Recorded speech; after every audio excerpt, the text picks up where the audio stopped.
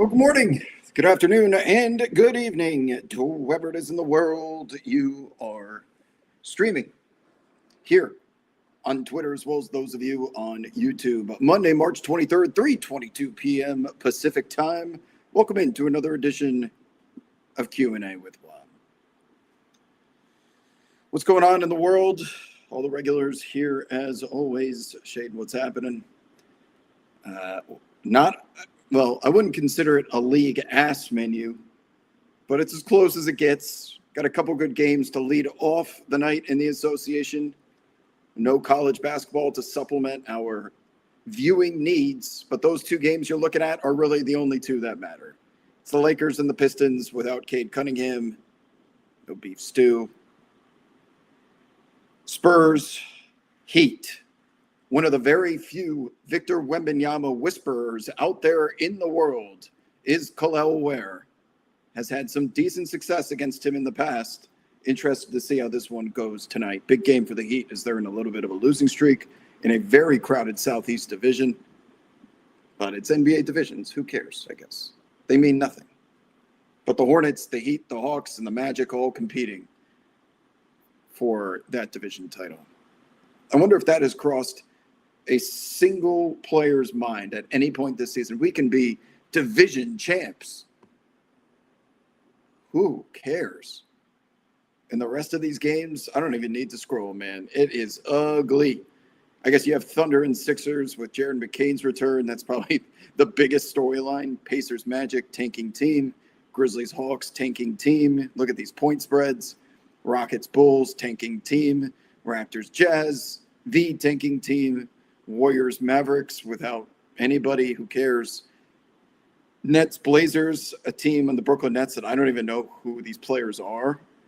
And then Bucks Clippers, potentially without Kawhi, John Collins, and Giannis. Hell yes. Who's ready for some NBA action?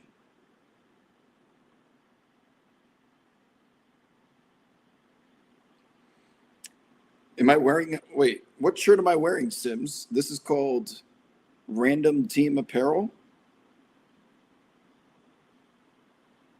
Is that the name of the brand, or are you just saying Random Team Apparel? I think it's just a shirt that someone sent me. My entire wardrobe is just shirts that teams, I don't think I've bought clothes. It's all just NBA team shirts. I can't tell you the last time I bought a clothes that were not a tuxedo. I live a simple life, man. I don't have a car. I wear giveaway T-shirts at NBA games, watch hoops. I play tennis. I go to the beach. I eat spaghetti with meat sauce. I like to travel. That's it. Life is simple, and I love it that way.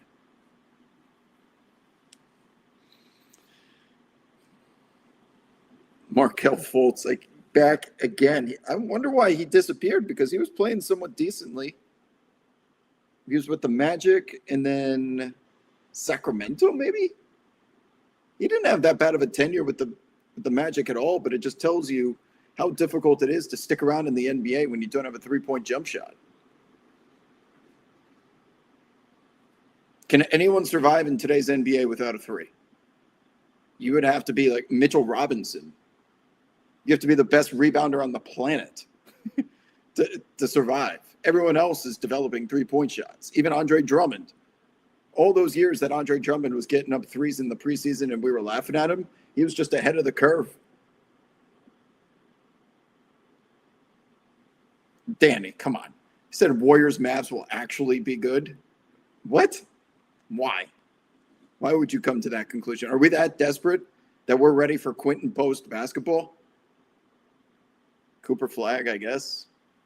I mean, it's not a fun rating in the 40s. I gave it in the 50s, but two under 500 teams not playing for anything.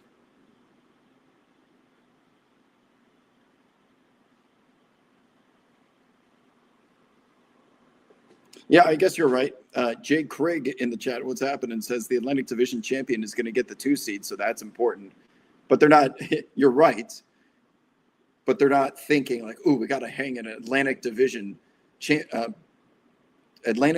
championship banner even though the Knicks have a ton of those, which is pathetic. I despise all of those banners. And they won't even put up the NBA Cup banner, an actual title. But hanging from those rafters, Atlantic Division, Eastern Conference champions, NBA Finals appearance, Elton John, Billy Joel, they got their own damn banners up there. Don't get me started. It's too early in the week, too early in the day for me to be old man yells at cloud.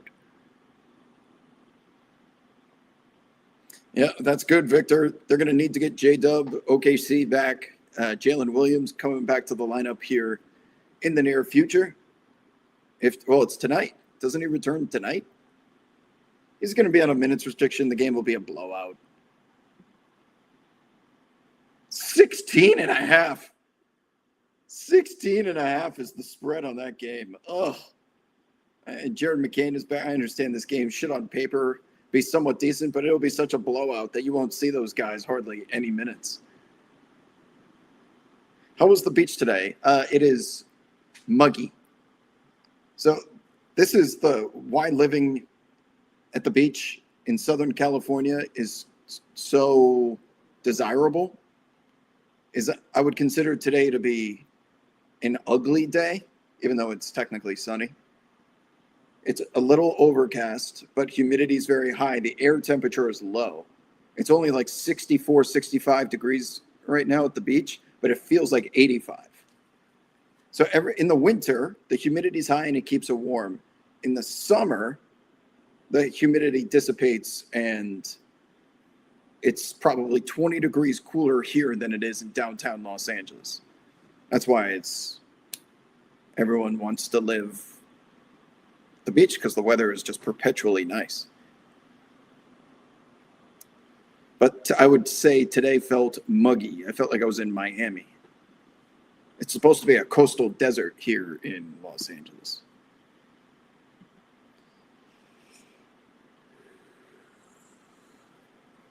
I will enjoy the 2013 Atlantic banner as a reminder of how fun that team was. So that roster, if I'm not mistaken, J.R. Smith, Melo, Tyson Chandler, Amari. No, we don't have Chauncey anymore. Who's our point guard on that team? Jason Kidd? Was that the Jason Kidd Knicks team? I think it was. That was the 2 seed, right? That beat the Celtics. Was that Prigioni? Oh, that team was kind of fun.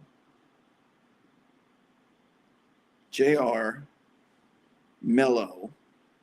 Wait, I thought Ray Felton was traded to Denver. Did he come back? Was Ray Felton on that team? Iman Shumpert. Chris Copeland.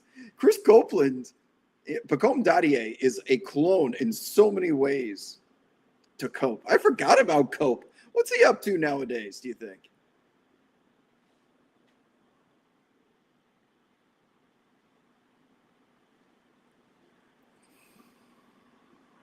Yeah, you're right. That was a good Knicks team. I mean, they weren't ever beating the Miami Heat, let alone the damn Pacers. But that Pacers team was good. Roy Hibbert, David West, Paul George, George Hill. Woo! Back when Roy Hibbert was a serviceable type of center.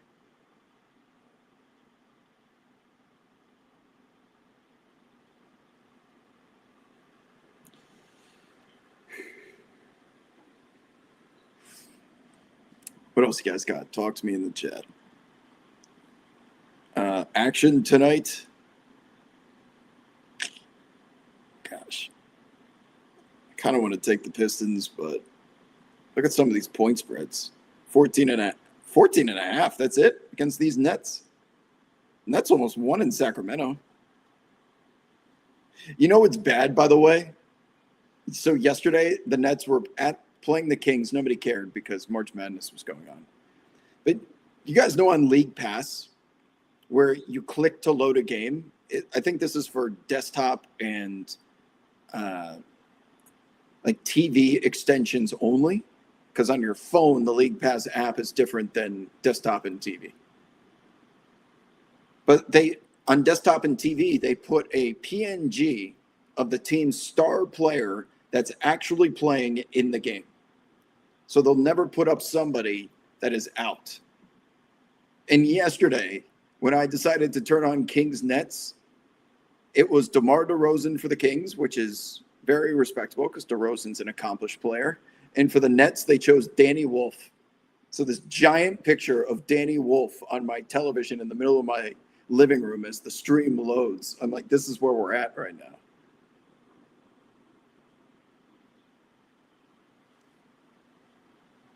Oh, Slipping Sammy says, Duke fan here. Oh, we did not get off on the right foot. Curious if you think Carolina should extend Hubert. Feels like no Caleb Wilson set them up for failure. I mean, this is part of the reason why Roy Williams retired and why so many of those old school coaches said, I'm not doing this shit. Because NIL is just turning into free agency. And these blue bloods, Kentucky, Carolina, Duke, Kansas, and I guess UCLA to an extent, they get all of this NIL money because they're focused on basketball and not football. And they go out and they get the top prospects. And they pay millions of dollars. They're one and dones. And then they leave. This has been happening to Duke now ever since practically Kyrie Irving. They get the next big player to come, Jahlil Okafor, Jalen Johnson, Jason Tatum, Zion Williamson, Cooper Flagg, you name it. They just dump a giant duffel bag in their lap. They play 1 year and they move on. But it's these teams that have the freshman star power supplemented by 4-year guys that'll never, ever see the light of day at the NBA level. Like an Iowa State, for example. That team was constructed to be fine-tuned around the coach's preference and styles. They have experience and they have star power. That's why that team will succeed. But it is, of course, built around the nucleus, which is that freshman star, that underclassman star. And as soon as Caleb Wilson went down for Carolina, I mean, everything, it collapses like a house of cards in the wind. The entire team was built around Caleb Wilson and a bunch of dudes who could catch and shoot and be role players. Then you were asking them to like run it. It just was never, ever. I didn't think we would win a single game in the ACC tournament or the NCAA tournament, and I was correct. So that win against Duke in the regular season was delicious, but they were doomed. So now you get to Hubert Davis, who you guys probably saw. They postponed his radio show today because they're discussing his future. But what is required from coaches now is being able to recruit that star power with, you have to recruit it and you have to be able to coach it. Because those kids know I'm making $9 million. AJ DeBonsa is probably making between $5 and $10 million. What are you going to do? Stop paying me? Stop playing me? You let the inmates run the asylum in a way. And I just don't know if Hubert Davis, who was brought up through Roy Williams's direction in teachings, perhaps does not have the skill set for modern day NIL collegiate sports. And it's a shame because I like Hubert. He was a New York Knick on one of my favorite teams. He went to my alma mater. I prefer my Carolina coach to be within the family, meaning a Carolina grad. But it is hard to think that he's going to survive this week, considering how the teams have underperformed. But I don't know if Kentucky's going to lose. When was the last time Duke won a title? Carolina there's an expectation that they're going to always be one of the top teams in the country, but all the talent is going to get siphoned away by some of these major deals that get presented to these players like BYU, and it doesn't matter. Like, who's got the most amount of money? That's where I'm going. The power that the Blue Bloods have is diminished, even though they still have financial resources. They don't have the same lure. They don't have the same leverage of having all of those nationally televised games that if you come play here, you'll get more exposure for your NBA campaign versus going to a mid-major or something like that.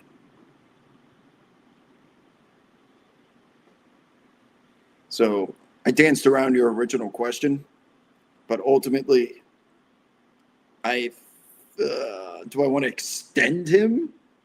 I think he has does he have $5 million left on his contract? I prefer him just to kind of play out the contract and go from there, I think, is that one more season?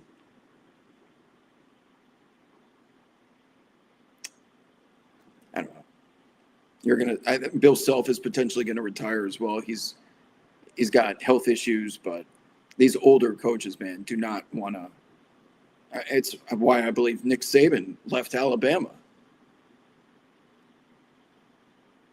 All the advantages that they had built on their accomplishments and accolades are just nullified by cold, hard cash. And I don't know how many of you had the opportunity to listen to today's Sirius XM show, but while we're on the topic of college NIL players' performances, all the above, since Antonio was traveling with the team, the Pelicans, up to New York today because they're playing the Knicks tomorrow, I had Sam Mitchell as my co-host, and I totally forgot that Sam Mitchell was Darren Peterson's AAU coach. And what are the fan perceptions around Darren Peterson this year is he doesn't care about basketball. He's load managing. He's a problem to deal with. He might have health issues and cramps. And then he's talking about his mental state after the final buzzer yesterday. And I'm glad I got to have a conversation with Coach about this. I tweeted it on my timeline if you want to listen to it in its entirety. But he said Darren Peterson lives and breathes basketball. The reasoning, now Sam didn't say this, it's more of just something that I know through the grapevine, that there was potentially some issues on Darren Peterson getting his NIL money on time. So when he's not paid properly, he has to if you're not paying me, then I'm potentially not going to play. So I don't have an official report on that. It is something that I heard, which is from a source which was trustworthy. But the hearsay would suggest that there was some NIL business that caused Darren Peterson to miss some games throughout the regular season. Okay, that's fine. But Sam, on this coaching this AAU team, was talking about how Darren Peterson is a point guard. He plays the traditional one. And while he can score with the best of them, he can create. He was drilled and taught by Sam on those AAU teams how to navigate those, how to get guys open, how to make the proper pass. And he didn't love seeing how Darren Peterson was essentially used as a shooting guard by Bill Self in Kansas. When you're a shooting guard, it's primarily scoring, when Darren Peterson should be much more of an offensive hub, was Sam Mitchell's opinion. But he said his work ethic, his love for the game, he's like, all of that is completely overblown. And I was also surprised to hear that guys who actually make the decisions in basketball operations departments hold near 0% equity in NCAA tournament appearances and NCAA tournament performances when it comes to evaluating a prospect's draft value, stock, and status. He said by that point, every single decision maker has the book on the players. Now, the NCAA tournament is good because it will gain exposure to someone who is not on the radar, and they make a name for themselves. But the top prospects have had information inputted, interpreted, comprehended, discussed for years since they were probably freshmen in high school. So they already pretty much know who's going to be the number one, number two picks in the NBA. I found that really interesting because I keep up with college, but you would assume because it's the biggest stage that this means the most, and it's almost, according to someone who's very much in the know and has experienced it as a former head coach in the NBA, they're like, at that point, nothing really matters. Like, people know about Darius Akoff. They know about Peterson and DePonsa and Wilson and Boozer. So I learned today that Darren Peterson is, well, I would say it's more fans' opinions that, oh, this guy's going to be perfect in the NBA because he picks and chooses when he wants to play, and he's doesn't have that burn, that desire to be a true killer. When you have someone that was directly responsible for his development telling you the opposite, I'm like, all right, I'm listening, man. I certainly trust Sam. And he would fly up to Ohio to coach these kids, not just during games, but practices. He mentored him. And Darren Peterson's the real deal. How about him walking to that free throw line yesterday and just knocking down those free throws when we've seen so many college kids in this tournament? I'm thinking of Seth Trimble and Vassar at Carolina that are like shaking and nervous. Darren Peterson, just cold business, was supposed to make those free throws to pretty much win the game, but he's the best player on the floor. He's going to be still a top pick. But the PR around him is not an indictment of him as a player or person. I think it's more of an indictment of the team that is surrounding him, that is responsible for his marketability, his social media management. Like, you got to have the right people there. Otherwise, you put your boss, who is the kid and the player, in a spot where it's easy for narratives to be contrived out of, like, what happens on ESPN every day. It's low-hanging fruit, and it creates content for these people to go with something and then tell you I was right when he fails in the NBA.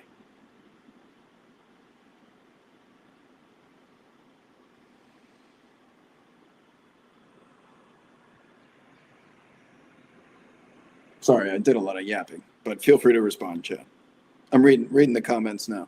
Does Lucas Tech getting rescinded set a precedent? No, Techs get rescinded all the time. And that is why.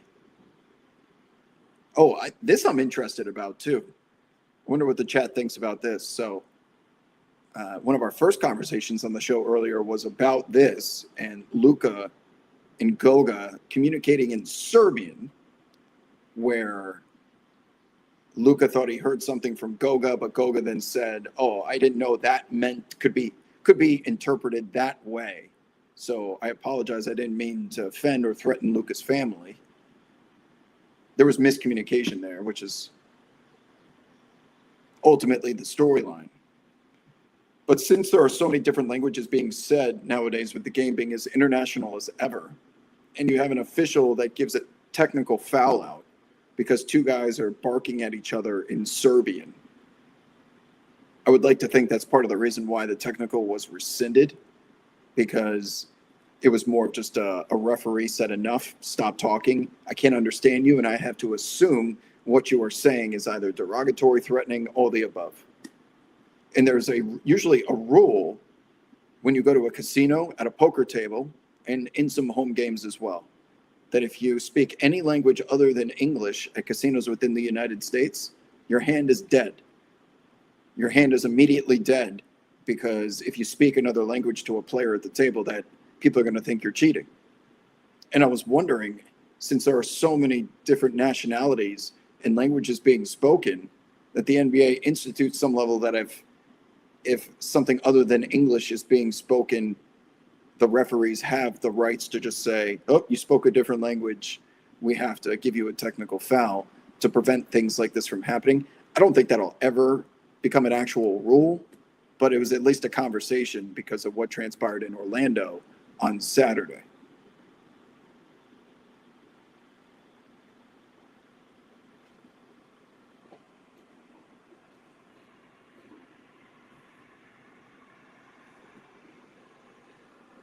What else you guys got?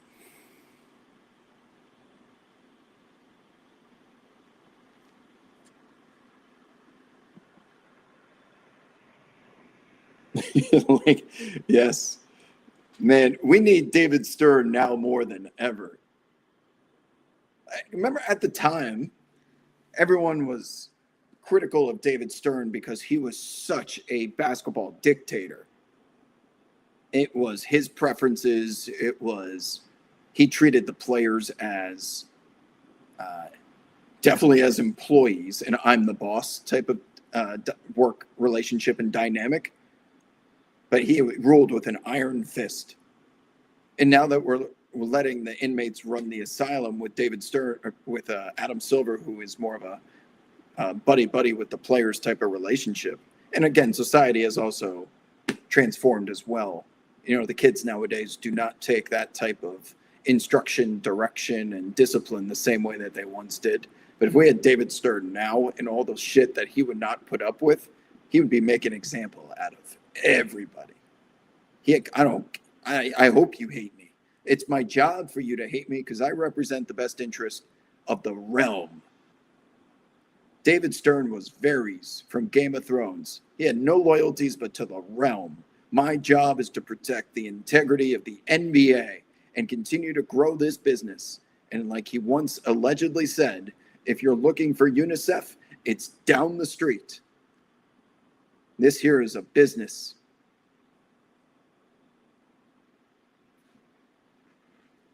Yeah, and after what happened in Orlando between Goga and Luka, then speaking these different, because Luka's probably cursing at the referees in other languages all the time.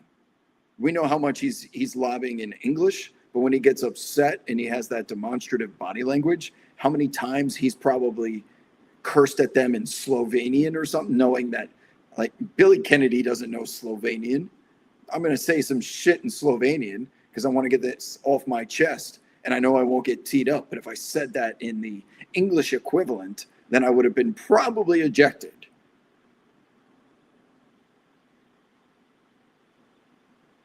Carter James in the chat is asking, how does tanking not get worse with NBA expansion? So NBA expansion won't happen until 2030, I would assume. 2029, 2030.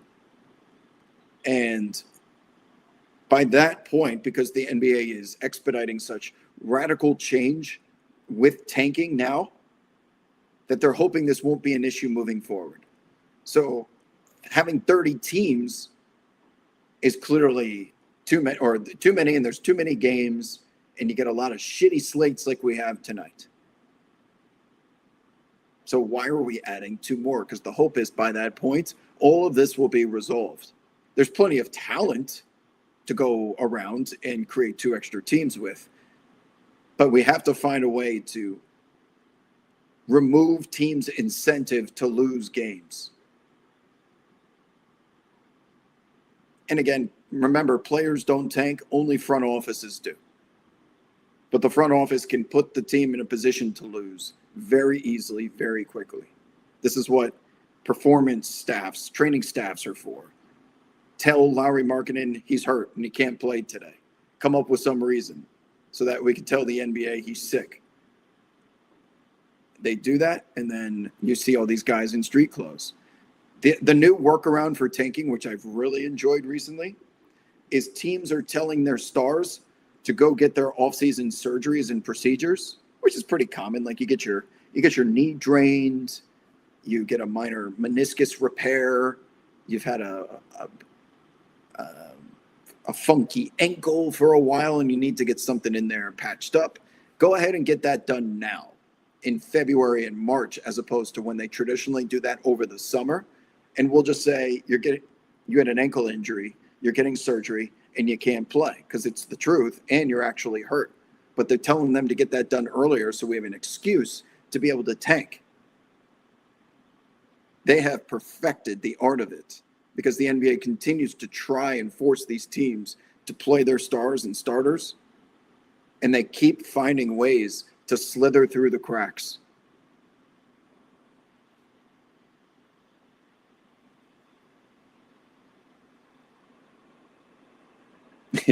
Soft Angry Dino says, Stern wasn't bad, he was just early. Preach. David Stern, my hero. I love David Stern. Are you guys old enough to remember this draft? And then he goes up to the podium and says, for our international audience, I just wanted to let you know that the boo is an American sign of respect. That is a man who, first of all, is thinking about where the NBA's bread is buttered, and that is their international audience. Every time your timeline pops up with someone arguing about ratings in the United States, NFL versus NBA, World Series versus the finals, what these people do not realize is how big the NBA is internationally, and it is by far the second most financially advantageous, profitable business in the world behind, or third behind, like Champions League soccer and EPL, English Premier League. World Cup, international contests, Olympics are different. How impactful and culturally relevant the NBA is outside the United States, other than EPL and Champions League, it is ingrained into every other continent short of Australia. Sorry. Why did I say Australia when I meant Antarctica? My brain sometimes just malfunctions. I'm sorry. But maybe we'll see some penguins and those shirts of the teams that don't win the title, but they pre-make the shirts and then they send them to third world countries. Maybe we'll send some of those to Antarctica. Kid size for the emperor penguins.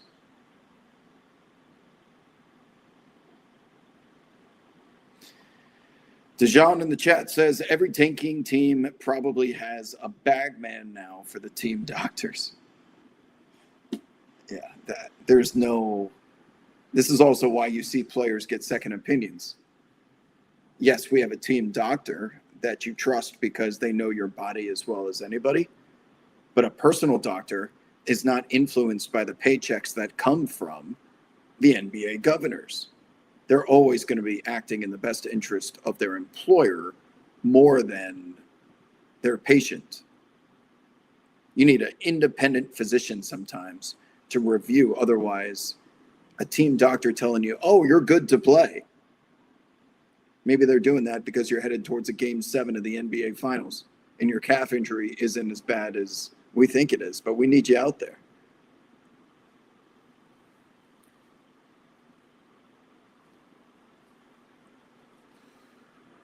How do NFL teams get so valuable compared to other sports? Well, I mean, even the most NFL, the Dallas Cowboys aren't worth that much more than, well, the teams that have the highest valuations in the NBA are the Knicks and the Warriors because of their ownership of the buildings, the arenas, and the networks.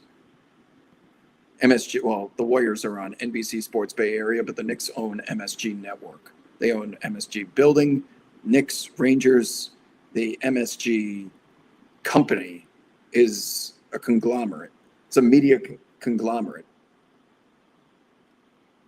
But yeah, like an expansion team going for what sounds like they're trying to get $8 million for these, or there I go again, $8 billion for these NBA expansion teams. NFL franchises owners have to be sitting there saying, hey, Goodell, that opt-out clause which you have with CBS, because if CBS ownership ever changed, they have the right to be able to opt out and renegotiate. You're going to pay us like $10 billion just to get back into bed with the NFL. Go out there and hold them hostage, considering what NBA franchises are getting compared to the popularity of the NFL within the United States of America. But the NFL, if it went to other parts of the world, couldn't hold a candle to the NBA. By far the most culturally relevant league across the world. Second most to the ones I mentioned.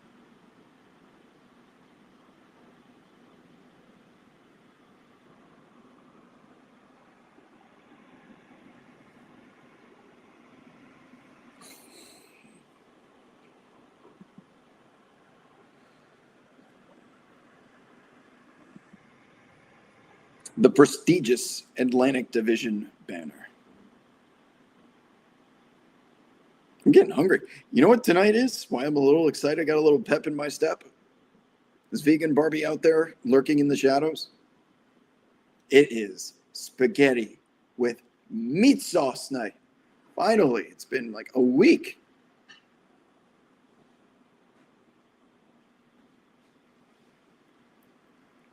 That's a long time without no spaghetti and meat sauce.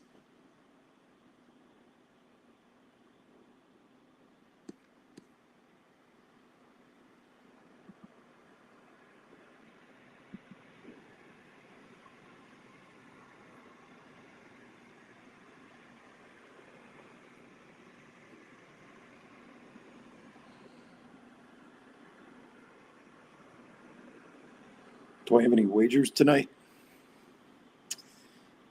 Nothing as of this moment. But if I was, the Heat are getting Jaquez back, which helps. I feel like it's a night to fade the Spurs. What number can I get on these Miami Heat?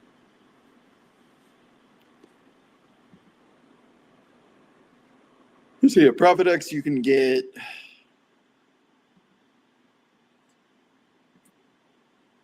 fours minus 4.5 at minus 123 is not too bad.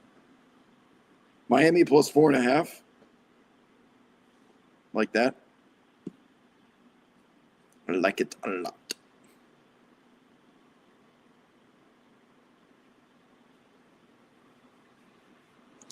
How will Jalen Williams look? Does everyone in the chat just want gambling picks? Because now you guys have come out of nowhere, spraying me with questions about who to bet on tonight. Thankfully, here at ProfitX, we have plenty of options. How will Jalen Williams look? He will look like a man who's on a minute's restriction. But they better get him up to speed quick because they will need whatever he did last year, especially in those games against the Denver Nuggets where he disappeared and came back at the end of the series. They need that Game 6, Game 7 J-Dub. Otherwise, they will not be coming out of the West. I still got OKC's as the favorites, but it is a much slimmer margin with San Antonio and Denver lurking.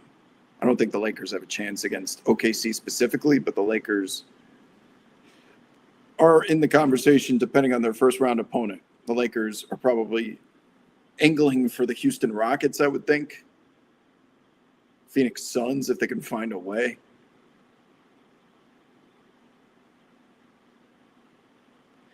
Talk to me about Lakers Pistons. Without Cade. And Danis Jenkins has done a decent job filling in. It's just so devoid of star power. It bores me a bit. But the Lakers are hot. Hot. LeBron has embraced being the third wheel on that team, both with his field goal attempts as well as his usage and go-to it down the stretch. It's all Luka and Reeves. But it's working for now. And perhaps that's the difference between this version of the Lakers and one from about a month or two ago, is that LeBron is a much more willing and able third wheel. James asks, not betting, I'm curious how you think the Thunder will do with him now. Oh, yeah, they're only going to be better with J-Dub. But he's been in and out of the lineup so much. It's the one team in which finding that chemistry that's made them so successful will be quicker than others because they have proved it so many times. J-Dub will take one game to get back up to speed. The only thing he'll need to do that'll take some time is his actual wind, his stamina. But the chemistry and the culture, which a lot of those teams struggle with when they get guys back late in the season, I don't think that'll be as much of an issue. We have seen the Clippers 3 years ago. What was it? Yeah, 3 years ago or so. 3 or 4. Paul George played one game, Kawhi played the next. Paul George played one game, Kawhi played the next. And they did this because they were trying to load manage their bodies so that when we get to the middle to end of March, we can start playing them together and say, it's go time. Well, guess what happened? One of them got hurt. They never really got the opportunity to mesh. They tried it in the playoffs, and it all fell apart.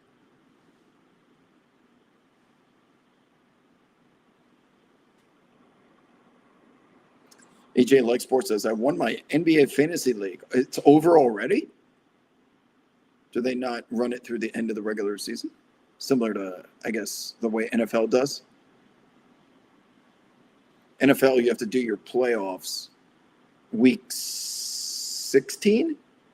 Is it week 16 or week 17? Because you don't want to deal with the shenanigans in the final week where guys are not playing. You don't want that to determine the champ. That would make sense. Cat came through. Oh, Cat has been carrying your rebounding category all season, I bet. And despite him not being featured in the first quarter like he has been recently, thank God, he still puts up big numbers. He's been a beast, man. Beast.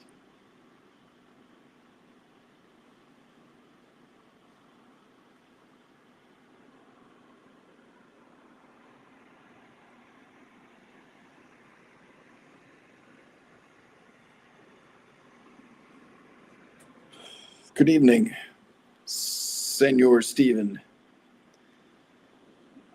Only got a couple of minutes left here, unfortunately.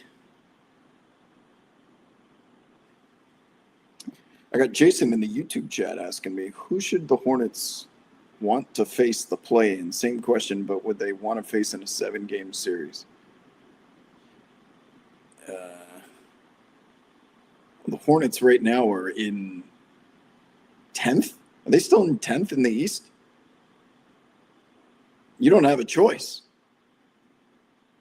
I would assume the most ideal matchup of those teams that are going to be down there. Yeah, I can see the YouTube, Max. I got YouTube chat in front of me as well as Twitter chat. Miami, Charlotte, Atlanta, Philly? Is that going to be the play-in tournament?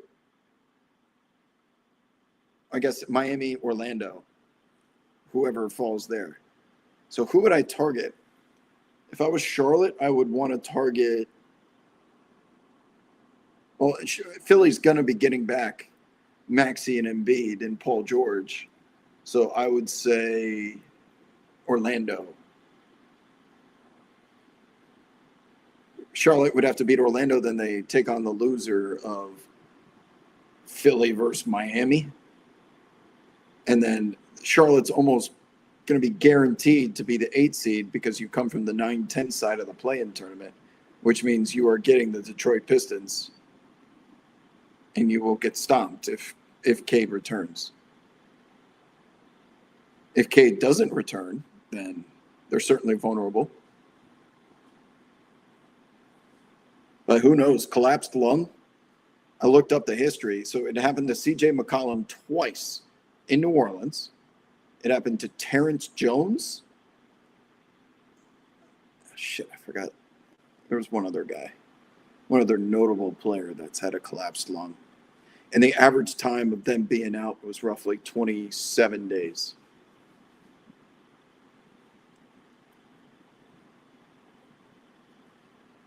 Oh, Toronto. I forgot about Toronto.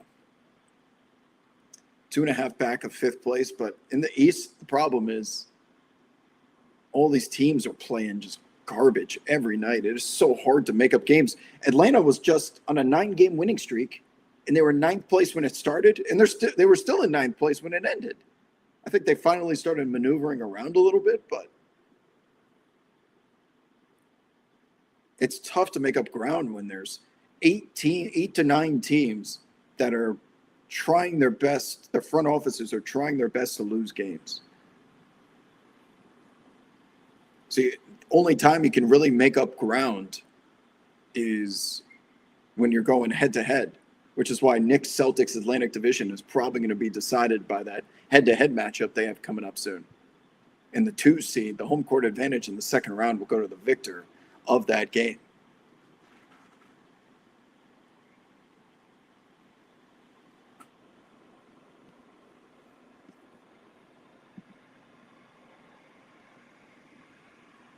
Yeah, I don't think the Hornets are going to win the Southeast Division. I have a colossal future bet. Oh my God, I need this to hit. I have the Hawks at plus 1,100 to win that division, and it's tight. The Hornets, the Magic, the Heat. I have the Heat at 2-1, and the Heat at 2-1, and the Hawks at 11-1. And I've done so much looking ahead to their schedules and stuff that even the nights where they're not playing garbage teams, since they're in the same division, they practically just alternate who plays Oklahoma City, right? One night Atlanta plays them, the next night Orlando plays them, the next night Miami plays them, then Charlotte plays them. They just bounce around the Southeastern Division games. So they have very similar schedules. When one team plays the Wizards, then the next team gets the Wizards. And I mean, it's just guaranteed W's.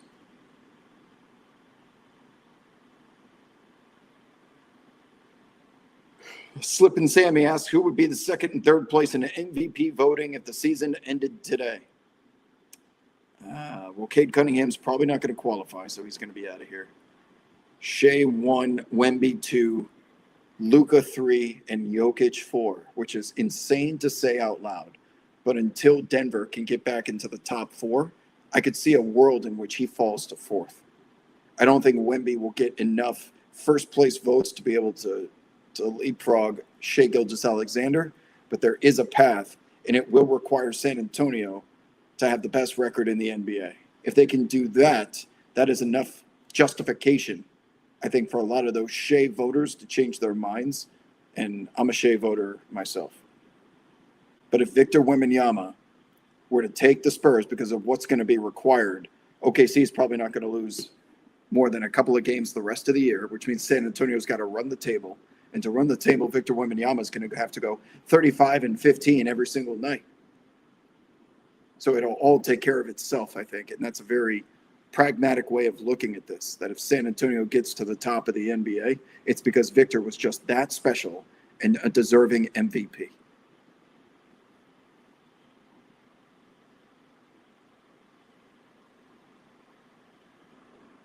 Yeah, where's like Toronto? Toronto's meh.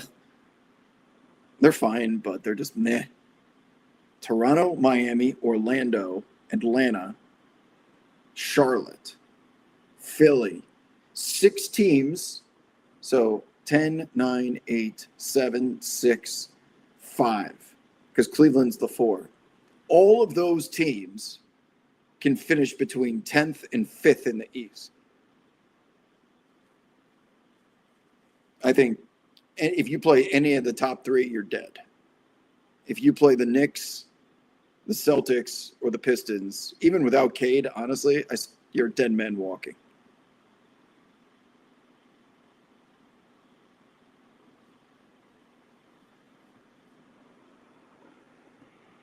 But yeah, the Heat, Magic, and Hawks were all on 7+ game win streaks simultaneously.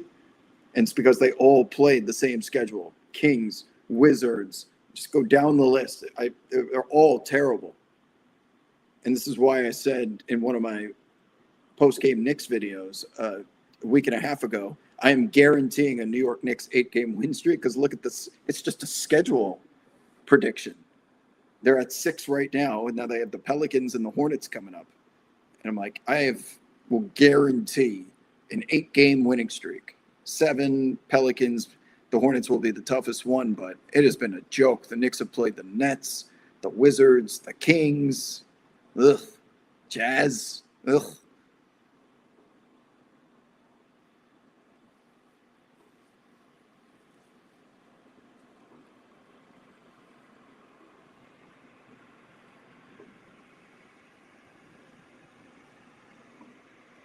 Spurs have to go 7-4 to hit 60 wins. 60 wins isn't going to get Victor Wembanyama MVP, unfortunately. He will get second place. And I'm not getting off my stance, by the way, that he is the most talented basketball player I've ever seen in 38 years of existence. The most talented basketball player, because of his size, of all time.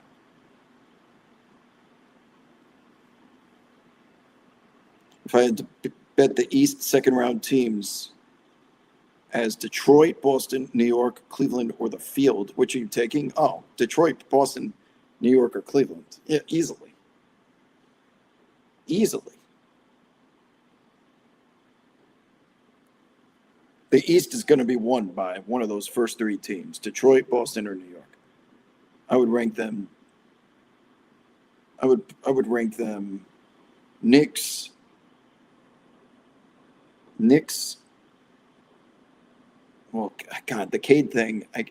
Knicks, Celtics, Pistons. 1, 2, 3. Knicks are built for the playoffs, man. That's like a perfect playoff roster.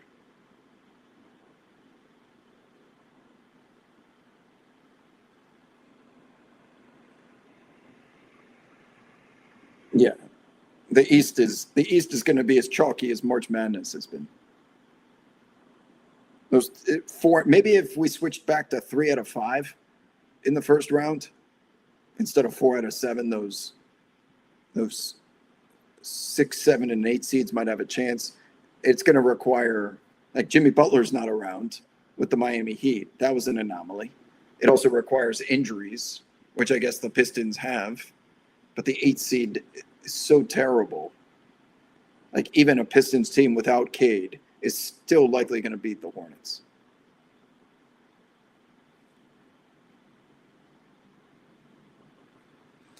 All right. We just tipped off with our 4 p.m. Pacific games. So I do need to go and start watching because the first 2 games are the only ones that matter. And then you can take off the rest of the night and won't miss anything. So I'm going to bounce a little bit early today, people. I'll be back on Wednesday. Appreciate you all hanging out. If you wouldn't mind dropping a like, or retweet, subscription, whatever the hell they're called nowadays on the way out, be greatly appreciated. But until next time, I'll see you guys on the timeline.